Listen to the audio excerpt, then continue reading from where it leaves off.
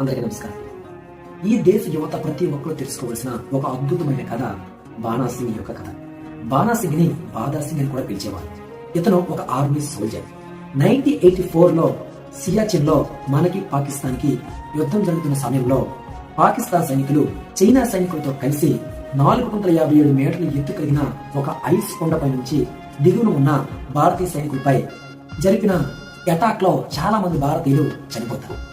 ఈ భారతీయ సైనికులందరూ కూడా ఈ కొండపైకి వెక్కడానికి ఆలోచిస్తూ ఉన్న సమయంలో బాణా సింగ్ అనే సోల్జర్, నేను ఈ ఐస్ కొండను ఎక్కి అక్కడ ఉన్న ప్రతి ఒక్క పాక్ సైనికుడిని చంపి తిరిగి వస్తాను అని శపథం చేసి ఎటువంటి ఎక్విప్మెంట్ లేకుండా 457 మీటర్లు ఎత్తు కలిగిన ఆ కొండను రాత్రి 11 సమయంలో ఎక్కి అక్కడ ఉన్న వాళ్ళందరినీ గ్రెనైడ్లతో చంపి ఒక మహానీయుడిగా తిరిగి వచ్చిన ఒక ఆర్మీ సోల్జర్ కథే ఈ యొక్క బాణా సింగ్ యొక్క కథ.